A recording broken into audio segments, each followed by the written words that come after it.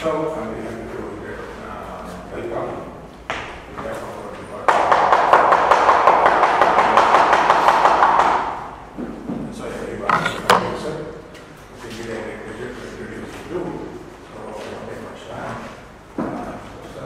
Actually, he graduated from a college in Bombay, and then he went on to his Harvard. Then I understand he was studying a while ago. So for 2 years he was a trustee member at the Institute for Advanced Study in Princeton. I don't know how many knew that Professor Harishchandra was very much there. And so from there he moved to Arizona University. In the long street there, he now has come to University of Rochester, upstate New York. Is close to Niagara. So it's my pleasure and opportunity for all of us to listen to Professor Thakur. And once again, I extend a very warm welcome to you, sir.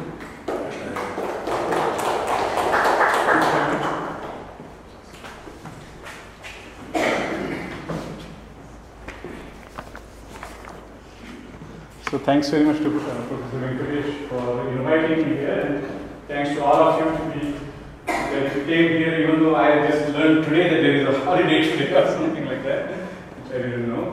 So I have chosen a topic which is elementary, but at the same time it's basic and fundamental congruences. And it will touch, so I hope to touch on several things like combinatorics, number theory, basic algebra, complexity theory. So most of you will be familiar with at least some aspects of this very well. And if you are taking any courses in whether it can be discrete math or number theory or algebra, computer science or even cryptology, usually you hear about these two congruences. The first one is the Fermat congruence. And we will see different aspects of it today. So Fermat congruence is basically that if you take any number and raise it to the p minus 1 power, it's congruent to 1 mod p if a and p have no common factor. So this is a symbol for GCD, greatest common divisor. If a and p have no common factor and p is a prime, so and p is a prime, then this is the sort of the main congruency. Another way it's written is just a to the p is congruent to a mod p. And so you just multiply by a to get that. And if a is prime to p, you can go back, right? So this is the same thing, which is like that. And I'm going to give you 2-3 ways of thinking of that. One common proof is just by induction on a. So that's a combinatorial proof. The combinatorial proof would be for a is equal to 1, it's clear, 1 to the p is 1. And if you have, so this is combinatorial proof by induction on a. And the idea is just that if you have a plus 1 to the p, then it's just a to the p plus p choose 1, a to the p minus 1, and so on, plus p choose p minus 1, a plus 1. And by induction, this is a, this is 1, and the whole point is this is all 0. The reason being that if you choose p choose j, if you have p choose j, that is p factorial divided by p minus j factorial, and there is a p in it, and there is no p in the denominator, so it just will be 0 mod p. So that means this is all 0, and this is by induction, this is a, and this is a plus 1. So this is a perfectly good proof, but the better proof in some sense, and for us, would be the group theory proof. So many of you have also seen that. The idea is that the group relevant here, you don't see it from here. So I proved this statement combinatorially, but this statement is actually more naturally group theory, because the group which is there is z mod p z star.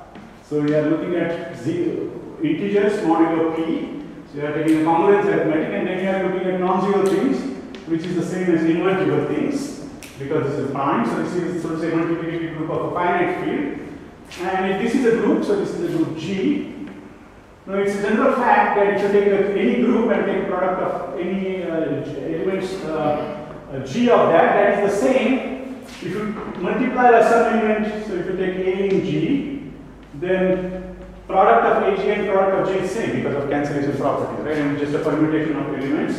And how many elements are there? So this will be A to the G times product of G. And since this is, so to say, non-zero, this is all non-zero thing, so this just cancels.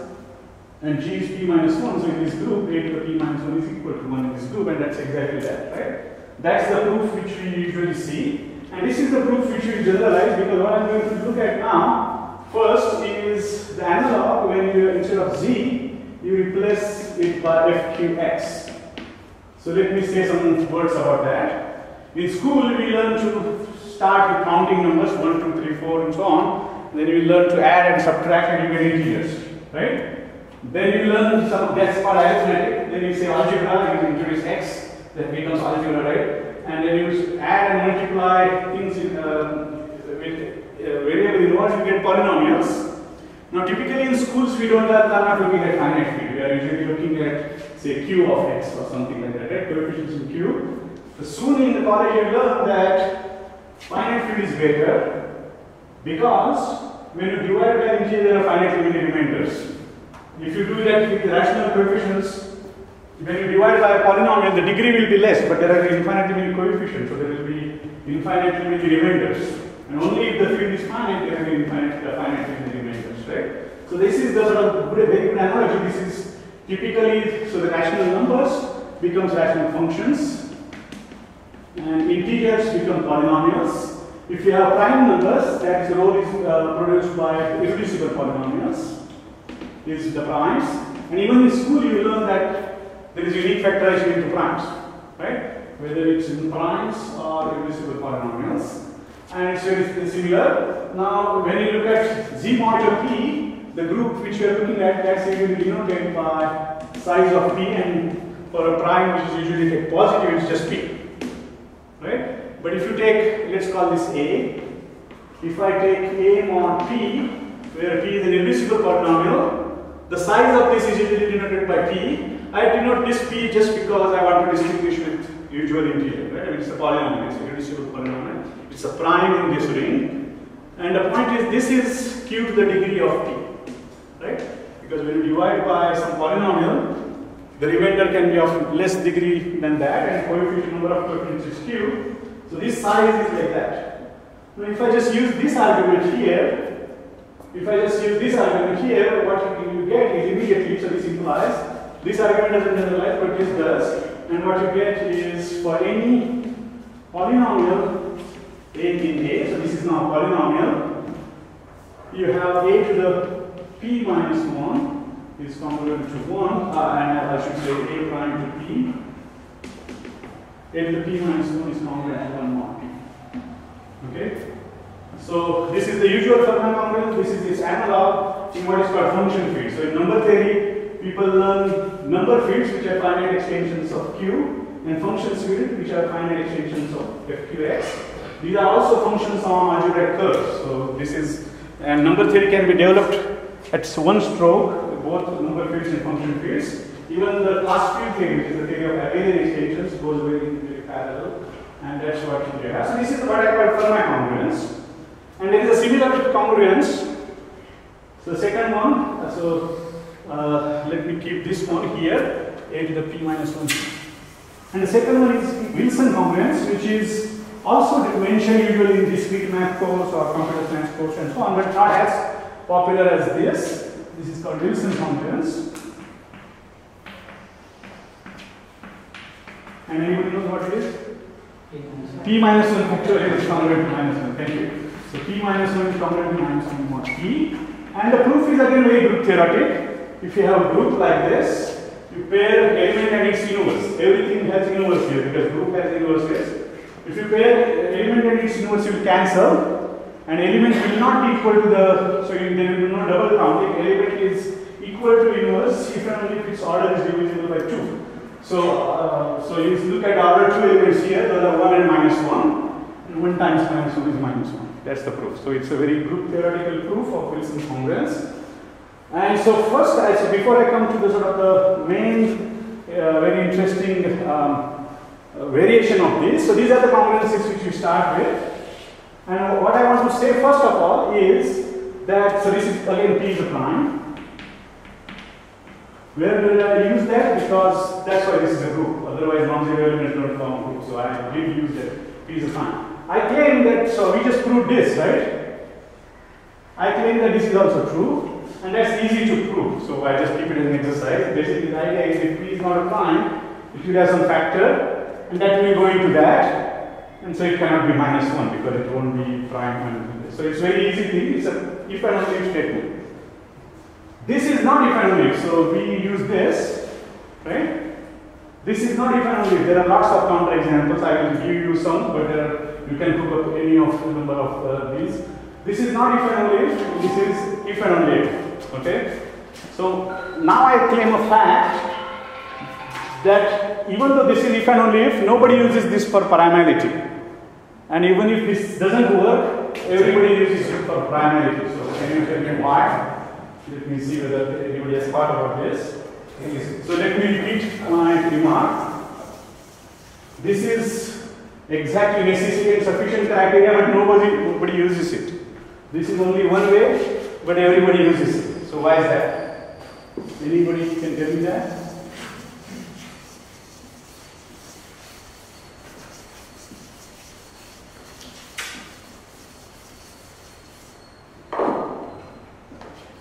P increases P minus 1 factorial completion of P minus 1 plus larger time. It has exactly to do with P minus 1 factorial, but you might say, okay, P minus 1 factorial is P minus 1 multiplication, right? And A to the P minus 1 is also P minus 1 multiplication, so what's the big deal?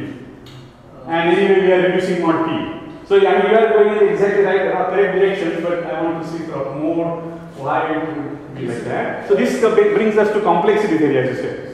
And the point is, this is correct, but totally useless because, as you said, P minus 1 factorial is really, there is no shortcut, you just multiply, right? And even though you are reducing mod P, there are P minus 1 multiplications.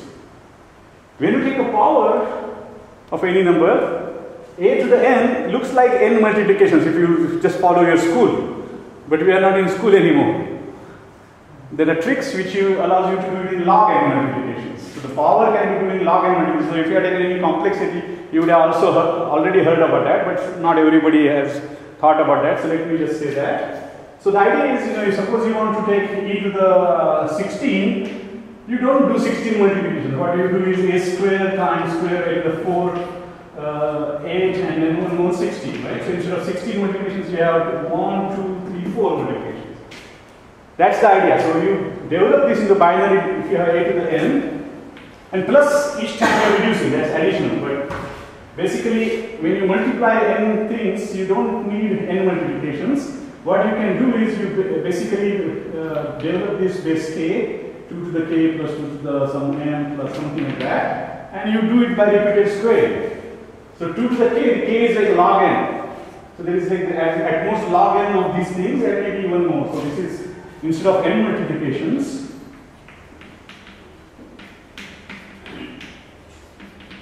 can do around 2 log 2 n multiplications. And as you know, the log is extremely slow growing function. If you are doing 10 to the 10, this just becomes 10, right? And 10 or 20. So instead of like millions, you just reduce to 20 multiplications. So that's the reason why this can be computed extremely fast. And so the main reason is that computation complexity. So the typical way you state something is prime, in school you will use definitions, right? You will try to divide by everything less than root p. So that is as complex as p things. So this brings you log, which is much slower. That's the whole point why you would you will prefer this test. Now this doesn't work. Still people use that. So what is the point here? It can be proved very easily that for large P composite, so you fix an A, right?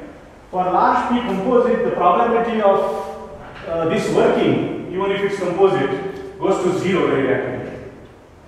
So it's a probabilistic test. It's not guaranteed, but the point is this will be done in 1 minute. This will take 1 year. Who has 1 year to spend on these things, right? So this actually typically happens. So factorization is very hard, and primality tests like this some of them are probabilistic, some of them actually you can make them foolproof also with their complexity. So primality is usually much easy to do. And this happened actually recently to my colleague, so Professor Mazur from Harvard. He wrote an article in the Bulletin of AMS 2004, I think, or 2008, on Ribet-Hurban theorem, and he was talking about some divisibility of Bernoulli numbers. And Bernoulli numbers are very useful numbers in mathematics. Ramanujan's actually first paper was on Bernoulli numbers, so it's sort of important numbers in mathematics. It's connected to the Fernandez theorem. So if you know about prime factors of Bernoulli numbers, there was an easy proof of Fernandez theorem for that exponent p. And so in his article, Professor Mazur said that something was 204-digit prime. And somebody called his bluff because they just used this test, and 2 minutes actually it was shown that it was not prime. So then he asked for a factor. So he said, okay, I was wrong. I said it's prime, but it's not prime. But what are these factors?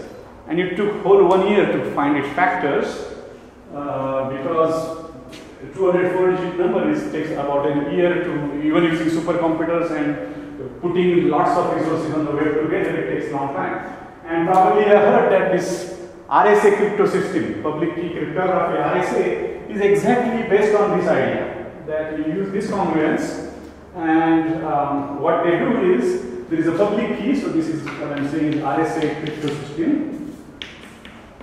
And if you are taking any cryptology course, you have of course heard of this. So I'll quickly say what it is. So they usually give you n times c, this is the public information. So suppose you want to correspond with banks in secret. The bank will open up the directory, and the bank will say that use this number and this number to communicate with me. If you have message n, what you do is you send all electronically n to the e mod n. That's what you do. Okay? And bank has always chosen this n as like p times q, that these are big primes. But they don't tell anybody what these primes are, they just tell you what n is. And as I just told you, that knowing n to factor it might take a year. Right? So that's why it's secure. So that it's not secure forever, but the bank doesn't care what happens after 3 years, right? And everybody cares for money now, right? So it doesn't matter. So the bank knows P and Q, so it knows how to, from the crypto, so this is the message, this is the encrypted message. And what bank does is it just uses n to the e times d to recover n mod n by knowing that e times d is congruent to 1 mod phi n, which is, so this is, I'm using actually now Euler. This is the Euler phi function. Euler phi function, this is p minus 1 times q minus 1. Now even if you know n, that's public information, you typically won't know what v of n is, p minus 1 q minus 1. So person who can see this encrypted message cannot recover it, because that's basically the only way you know how to do that. And this thing is all workable just because even though these are huge, like 100-digit numbers, log n is the computation, right? So you need 100 multiplication, not 10 to the 100 multiplication. 10 to the 100 multiplication, even on the supercomputers, will take forever, right? So that's the whole reason why this thing is done fast. And that's the first thing I want to say. And next thing I want to ask is, okay, and then the other thing is, so as I said, this is called base A Fermat test. You can change it. You can use it 2, 3, and so on. Now you might say that, you know, if you do it all of them, maybe something, it's a primary case if and only if. That's not true. But this was only proved like 20, 30 years ago. And there are numbers, there are n composite, infinitely many composite n, they are not prime. These are called canonical numbers, which pass this test. So they look like primes, so for every base which pass primality test base A for any A prime to 1. There is infinite. There is infinity meaning. So this is a new, I mean this is like 20 years old, written by Granville, Pomerantz and so on. There are, you might have heard of elliptic curves primality test also. So there are lots of, for each elliptic curve with complex multiplication, there is a test, and my PhD student proved that there are infinitely many of those which pass all elliptic curves test also. So these tests are, but on the other hand, it's like will happen extremely rare. So the one, I mean, example is, I think if I wrote down 561, if I wrote it down, no, 561 is of course a composite number, we should pass that, and there are infinite many of those. Okay. So that's the first thing I want to say. Now what we are going to do now next is, okay, so I talked about that this works for Z and FQX, right, and this thing was also group theory. So these things both work for Z and FQX. And the thing I'm going to ask you now is, we change the game and we ask, if it was P, how would mod P squared? Okay, that's the next question.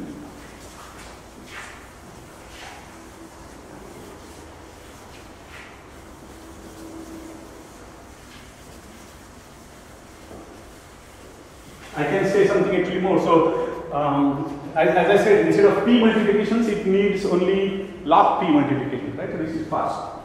Even the multiplication itself, so you know that multiplication, if you have n digit number and another n digit number, if you add, usually you add digit by digit, so about n operations in some carryovers, right? So maybe n to n, constant times n operations. If you multiply, what's n digits here, n digits here, what do you learn in school? You multiply this by all n, second by all n, so about n square operations, right?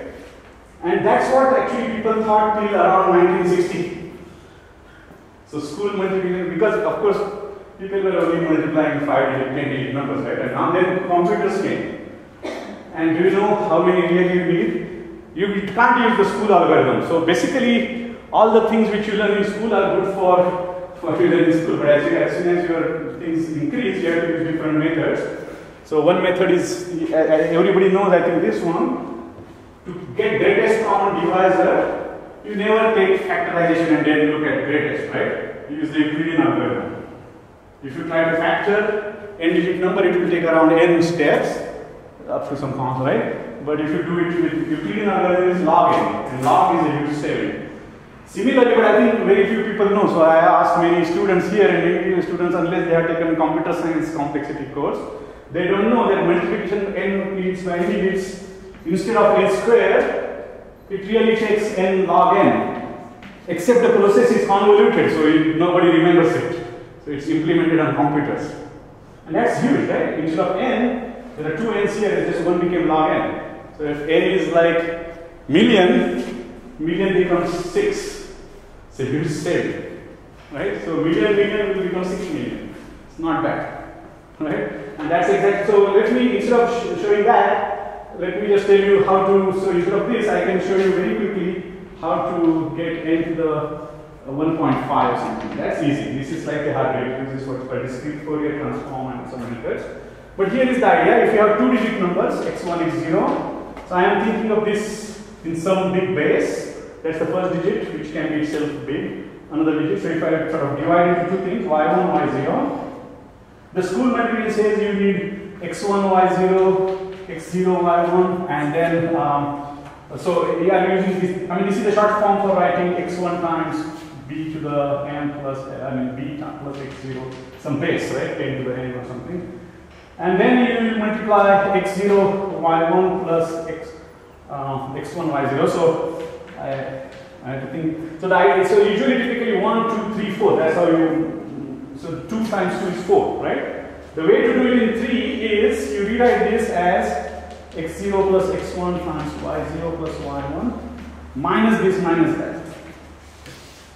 And now just think, you count 1, 2 and 3 multiplication. You added some subtraction, but subtraction is fast, right? That's the key. And so you divide and win, and you keep on dividing. So if you have 2 to the k digit multiplications, typically you will need school method will give you 2 to the 2k, right? So 2 will become 4 because it's 1, 2, 3, 4. But if you do 1, 2, 3 and then subtractions, 2 to the k becomes 3 3 to the k by repetition of that. And this is n square. I mean, if I write this as n, this is n square, whereas this is n to the log 3 2. And that's much smaller number than log 4 2. So you already saved something like square root of n. And you can do more tricks like that, and even the multiplication is, you can improve.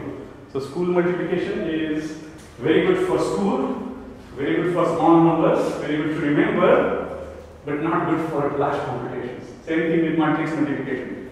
What you learn in school or college about matrix multiplication is never what is implemented for large things, because that's quite slow. Anyway, this is a side remark on complexity, and let me go back to what I was saying.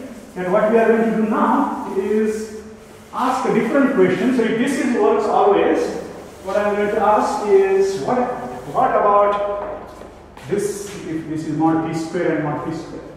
Okay? And you will just see that it usually won't work. So we will look for primes where it works. Right? So we will call this we will call this the Wieffrich prime. P is a Wilson prime. Respect to the Wilson prime. So let me give you this 1 and let's call this 2. If 1 respectively 2 works. Okay.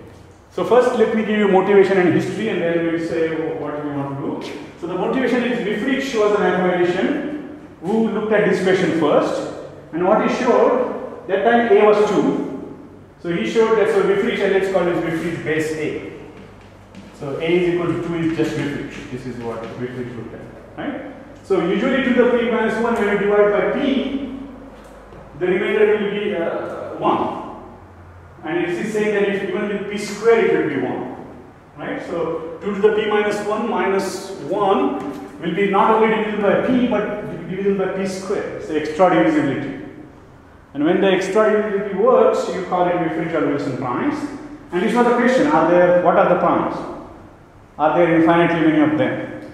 So they did a lot of search, and so for base 2, experiments, they have looked at billions of numbers running supercomputer, and they have only found 2 of 10 to the 1093 and 3511 only Wieffrich base 2 ones found. And Wilson primes, they have found 3. These are 5, 13 and 563, and let me check my memory.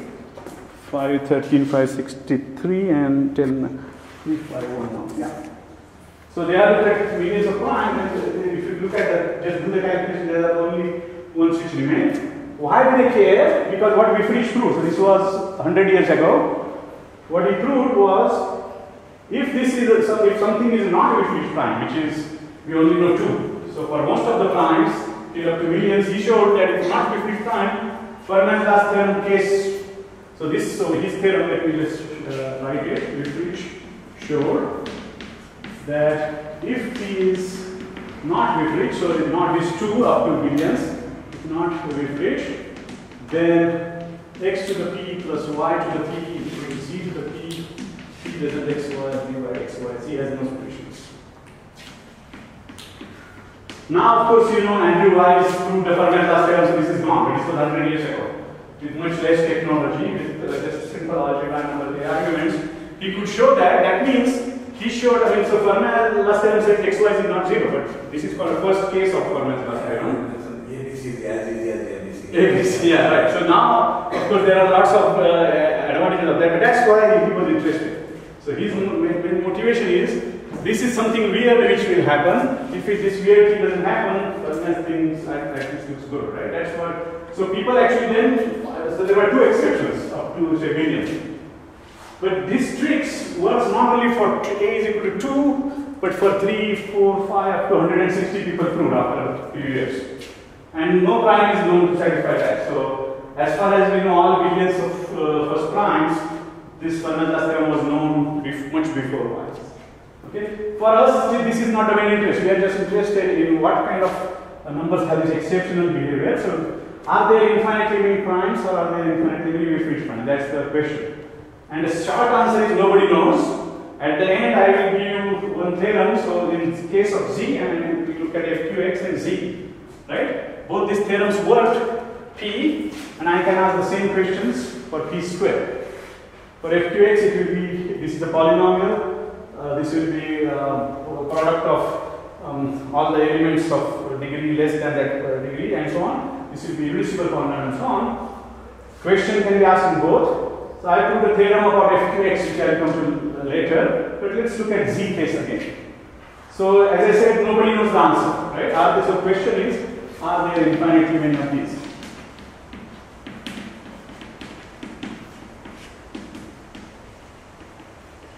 Of Wieferich primes or Wilson primes, right? Now, once you don't know, what do? People speculate, right? I mean, you can't just totally speculate out of it. So the point is, this is basically saying that if I look at a to the p minus a over p, that's an integer. That's the Furness theorem, right? This is integer. P divides that, and we are asking whether this is again 0, right? That's what we are asking. Again 0 mod p, that's what we are asking. So the question is, if you don't know, you try to guess, make a random model, or you make some models, right, of what should be true. And if you have no clue, you make a random model. So the idea is, this is some integer. So mod p, there are p possibilities what that integer can be, 0, 1 up to p minus 1. And if this is the case, that means this is 0 mod p. So out of p possibilities, 1. So this is converted to 0 mod p under random model. So randomness comes in different flavors. So you just say, okay, we just don't know, so we assume that they're equally distributed. And the probability that this will happen will be 1 over p. Okay, that's what we do, sort of a probability model for this. That will be probability sample space. Probability sample space on integers. So basically, the expected number of Wilson or Wieferich primes. So the expected, and you can do the same thing for this, right? P minus 1 factorial plus 1 over p. That's an integer. We are hoping that it's again 0. So out of p choices for what can come here, we are using one choice. So probability 1 over p. So the expected number of these primes up to x is summation 1 over p, p less than or equal to x. Anybody knows what that is?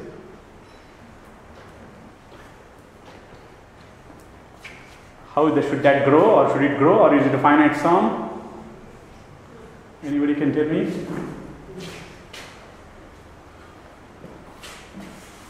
Students. Yeah, students. I'm asking students. Anybody? No? So the answer is even much smaller than log x. It's log of x. So let me give you a couple of reasons why this should be expected. So this is growth extremely small, like log of x. So there are people who believe that there are infinitely many, but they believe in this model, and I think log of x is so slow that if you go up to billion, you expect to see only 1 or 2. I'm stupid for that now. Sorry? I thought it is going to be divergent, so infinitely many. So they think this is infinitely many, right? The log of is so slow that you will need 10 to the 10 to the 10 or 10 to the 10 to the 100 to sort of see more. And you can only do up to, trillion or so. That's too small, because if log of if you take 10 to the 20, one log will give you 20 log 10, and another log will give you log of 20, so to say, which is like 2, 3 things. So up to 10 to the 20, which is already huge, you will just see 2. So some people think that's the explanation why this should work. So let me actually, since you have not seen that, let me say something about why this should work. But there are other people who had rejected there are finitely many. And their thinking was using differential geometry, differential forms, and so on. And they think of this as a derivative. Think of this: A is being moved in the p direction. P is this is called p-adic topology. You might have heard of that. There is not only one size on integers, which is the usual absolute value we learn. There are, for each prime p, there is a p-adic size.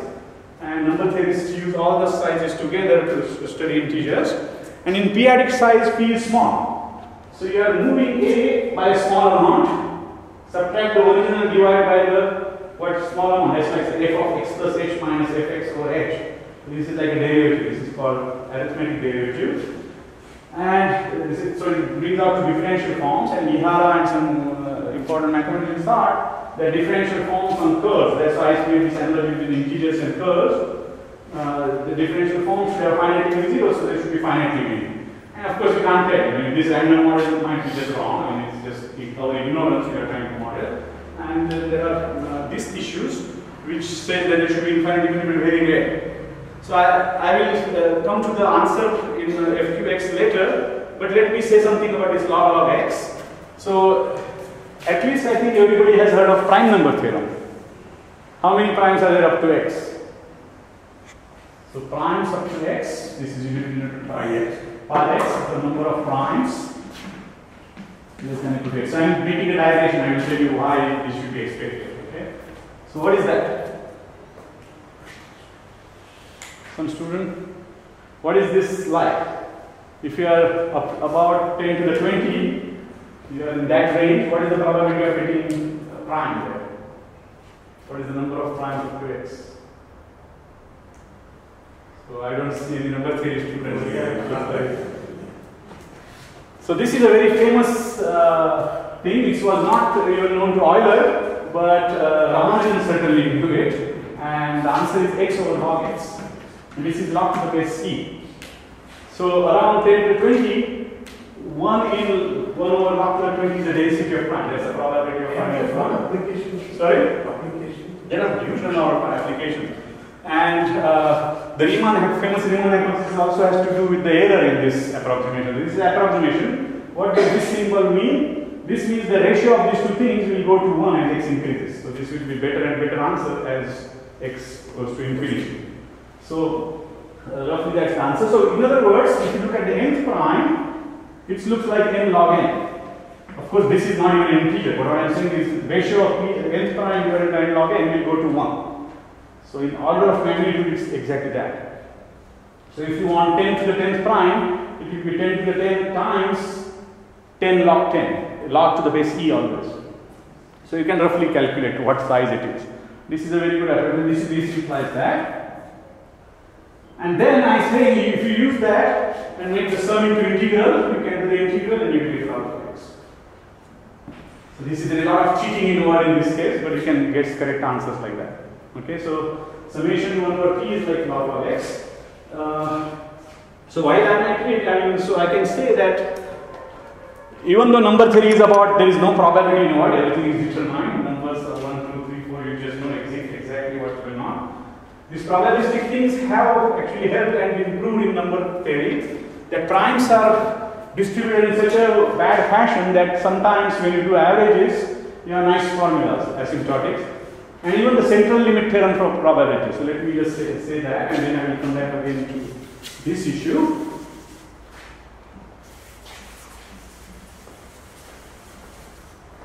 So you might ask if you put a typical number of, so I am tempted to say that because this is another something which Ramanujan looked at in 100 years ago. He had a paper called highly composite numbers, and he was saying that a typical number, if I have a typical, and this is sort of got, this developed, Ramanujan's first paper developed into what is called probabilistic number theory. There is no probability really, everything is determined. What I am saying is probabilistic thinking can help you guess the correct answers, and then you have to do the hard work to prove it. But at least you can guess, and many times people have guessed the correct answers. So if you have a number n, large number, so like 10 to the 20, if I give you a random number of size 10 to the 20, how many distinct prime divisors will it have? That's the question. That is what Ramanujan thought of. Okay? This is usually denoted by W of n. It's number of distinct prime factors of n. Now typically there are lots of primes, they are distributed out. It might happen that this is just prime itself, so only one factor. It might happen that n is like 2 to the k, then there are k plus 1 factors, right? I mean, if I count a distinct prime factor, still 1, but it can be just product of 2 times, 3 times, 5 and so on. There is a lot, right? So there is a lot of variation. The point is, the average is log n. This is Ramanujan again. This is the expectation or average, so this is the statistics concept. The variance or standard deviation is against log of n. And then the amazing theorem is that n less than or equal to x such that this is less than or equal to z divided by z. So that's like the proportion of numbers which, sorry, this is divided by x. So you look at these numbers such that this bound is less than or equal to z divided by the total number of numbers. This thing tends to 1 over square root of 2 pi minus infinity to z e to the minus x square over 2. Let me choose y square over 2 dy.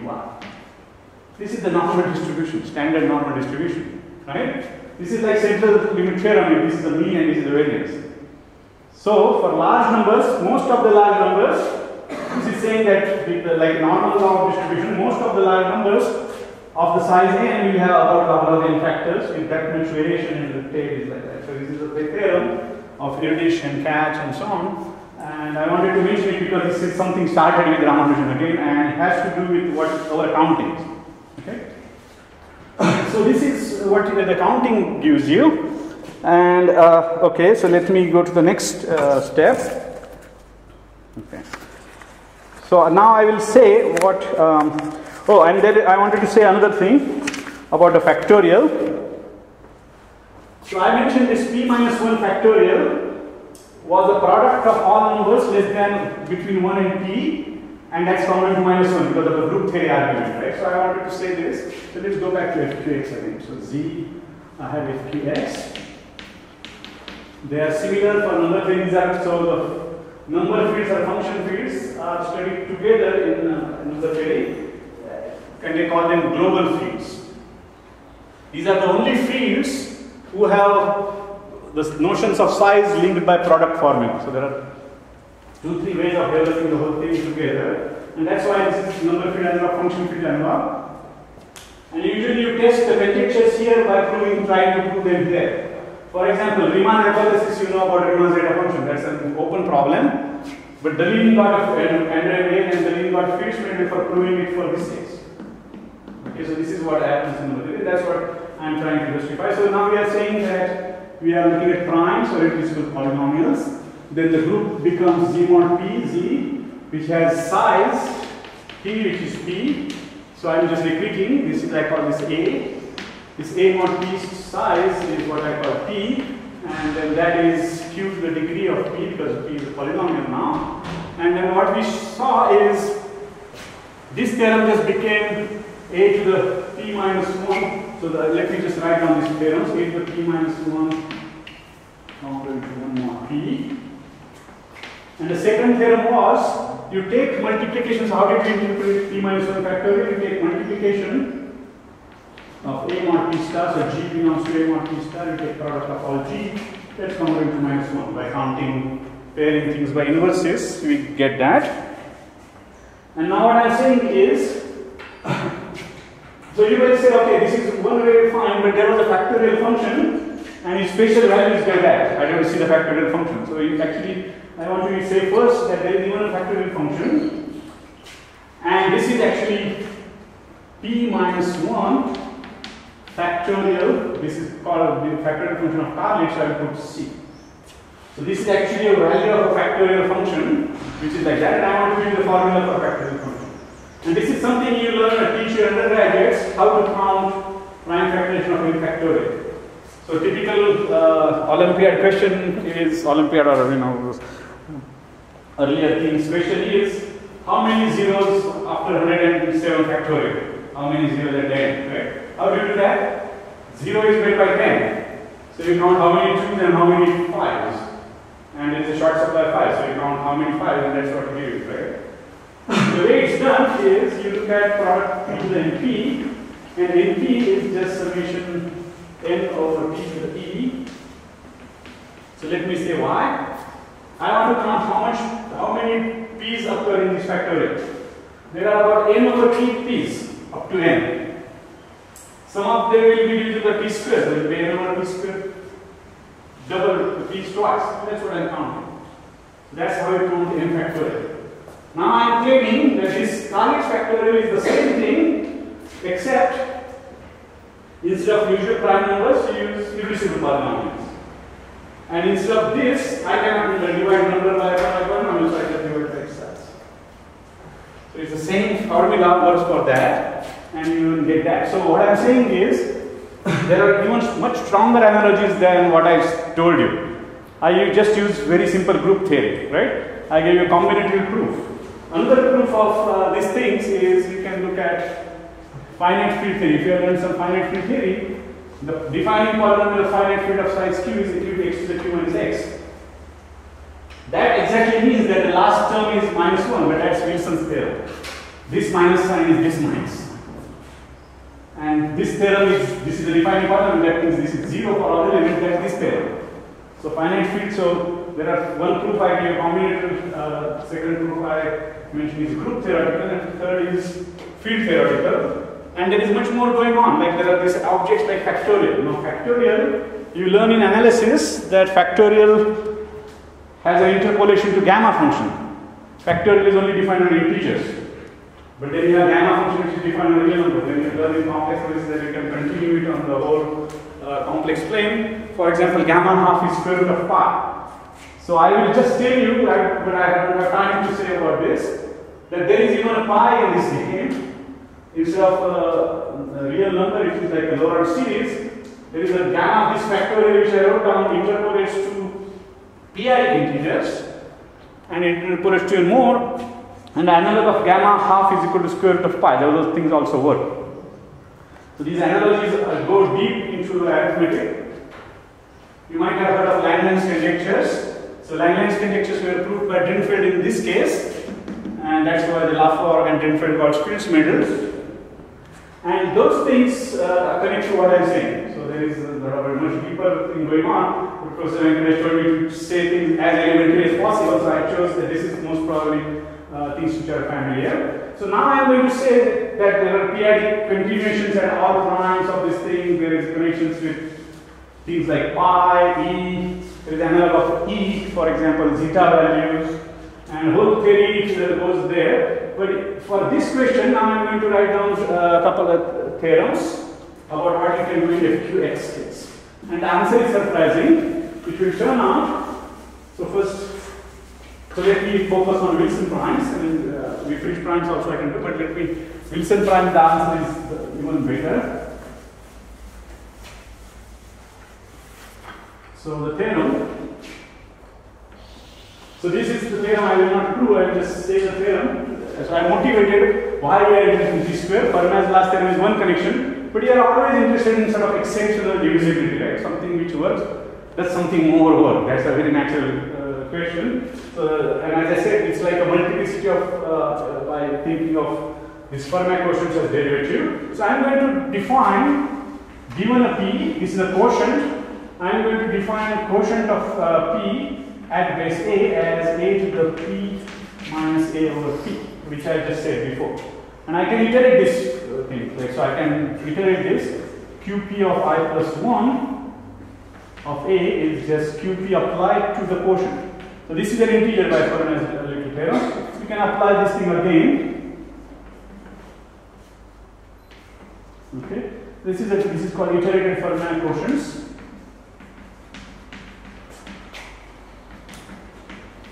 And these are, as I said, called arithmetic derivatives, because you are thinking that you are changing it slightly. Difference change divided by changing the function divided by changing the thing, right? That's how you are thinking. So it's like arithmetic derivative. There are things like Leibniz rule and so on, which are not followed exactly, but they are followed up to some divisibility by p and so on. So there is a whole different theory like that. Differential geometry developed by Alex Bloom, where he computes curvature of integers and this kind of weird things. See, I mean, mathematics develops in a very weird fashion. There are some topologies here and here. So, for example, there is an analogy of integers, which is a very discrete object. But learning by cohomology, people think of this is called Ital cohomology, Ital topology. People think of integers like three-dimensional sphere, because the cohomology is basically up to 3 dimensions, and the primes. So there is a map from Z goes to Z mod P. This is a map of rings. So by duality, the map of spaces, the primes going to the integers, and and primes are like circles, and going in and embedding into the sphere is like a knot. So I just heard that there are people who are doing knot theory. So actually primes are thought of as knots on the sphere, and their invariants have to do with quadratic reciprocity and so on. So things like quadratic reciprocity, which are conjectured and got proved later, have to do with this kind of fancy topology and so on also. So there are these things have deeper meaning, but let me just take the theorem which I prove about this Wilson equation, and I will use P is greater than 2. So which P I am talking about? When I am looking at FQX, this is the character. So Q is the power of prime always, right? So Q is P times that. So that's the characteristic which is there. So I am using P is greater than 2 just for simplicity. I can write down some other spectrum for P is equal to 2. And then I will say that then P is Wilson prime if and only if, so I will say d2p by dt square is equal to 0. And so this is the usual derivative. That is the thing about derivative. So I am bringing it sort of a usual derivative as a p is a polynomial, and this is same as this Fermat derivative qp2 t is equal to 0, congruent to 0 on t. So there is not only first derivative but even the second derivative is getting 0. This is the second derivative is equal to 0. And P is Wilson means what? By definition, so I mean P is Wilson means that this P minus 1 factorial which I mentioned is congruent to minus 1 mod P square, right? Now I am saying that if it's true mod P square, it will be already true for mod P to the P minus 1. So for if this P is 5, then if it's true up to mod P square, it will automatically true up to mod P to the 4. Okay? So this is the theorem, as I say, I am not explaining it. And not only that, if this is true up to P to the K, so this is P minus 1, and then the last statement I write is P minus 1 factorial C is congruent to minus 1 mod P to the K, that is detected by Kth Fermat quotient P to the QP to the KT is P, and this is for K less than or equal to Q. So here, so let me just say things, okay, since I am not going to explain the proof, let me just say what I am talking about here. And the idea is, first of all, if it is true mod P square, it is true mod P to the P minus 1. Okay? And then, this is saying that the Wilson quotient is, so to say, has a higher multiplicity. But this Wilson congruence and discongruence is, there was no connection, right? Except there was the elementary group theory proves then, there was no connection. I am saying there is a connection in this case, because this multiplicity is detected by the kth derivative of Fermat quotient. So arithmetic kth derivative is detecting the multiplicity in these congruences. So nothing like that exactly works in Z case, but this is what happens in FQT case. And now I can use this criteria. What does this mean? That means P is an irreducible polynomial whose second derivative is 0. The second derivative is 0 doesn't mean it's a linear, because we are in characteristic P. What it means, so I will write this in another way. This means that P of t looks like summation ai t to the I, such that ai not equal to 0 implies I is congruent to either 0 or 1 not small p. There are too many p's. This is the small p, that's the curly p is the polynomial, small p is the characteristic. So it can be huge degree polynomials. Only non-zero coefficients can occur in degrees p's and np plus 1 or np's. Now I could prove, so as a corollary I could put that there are infinitely many. Infinitely many, and actually this is the characterization of what these primes are. Infinitely many Wilson primes in the FQX case for every FQ. So for any FQX, infinite many function fields. For each of them there are infinite many Wilson prime. They are characterized by this condition. So there are irreducible polynomials of this form. There are infinitely many of those. I mean, you need proof for that, right? I am skipping the proofs. I am saying you can believe that once I give a strong characterization, it's possible to do that. And there are infinitely many things. For Wifrich primes also, that's much easier to prove. Is Wifrich prime for base A works if A is small p tau. So that's a lot easier theorem. So this was much deeper theorem. And I am not going to give you the proof, but I will just say that the proofs are on my web page. So if you go to my web page, there are papers. So it's published in algebra and number theory and finite fields and their applications. And you just look at some word like Fermat and Wilson's in the paper, and you will find a proof. So I will skip the proof. The idea being that these analogies are very interesting and sometimes very nice, clean results come up to that. And I wanted to just give you some elementary thing where the result is interesting and it touches, as I said, into several things like cryptology, primarity test, complexity, basic algebra, number theory. And this is you teach in basic algebra, number theory, or discrete math course. So that's what I'm going to do, and hopefully you find it interesting. If you have any more questions, you can ask me. I think 52 minutes. That's 50 minutes, so that's I'll stop here. There are differential Galois theories there, and actually that would be another talk. So basically, there is some transcendence results of what is pi and so on we can prove using differential Galois theory. For differential Galois theory. Differential Galois field theory. I mean, these kind of things come up. I mean, these derivations, and so there is arithmetic differential Galois theory. And I mentioned that there are analogs of this pi and e. Their transcendence, or what is the algebraic independent statement, that is proved by differential Galois theory. So that's where that comes out. Yeah. Any other questions? Artin conjecture. Sorry? Artin conjecture. Artin conjecture about the primitive roots. Yeah. So Artin conjecture about primitive roots, I think, is known in this case. I don't remember immediately, but Artin that's known here.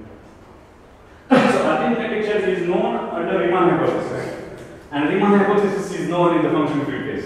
So Artin conjecture is known in the function field case, and it's basically the Artin's kind of proof using the Riemann hypothesis is the additional thing.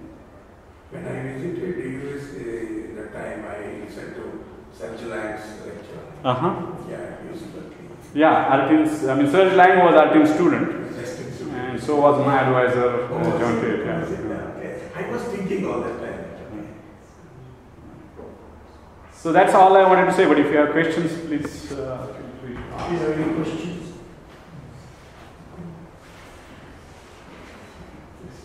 You can ask me later also.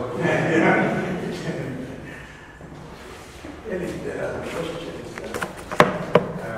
I usually thank Mr. Dinesh for taking his time and then coming to our campus. I hope that we keep in touch with you too, because he's also connected with Belgaum.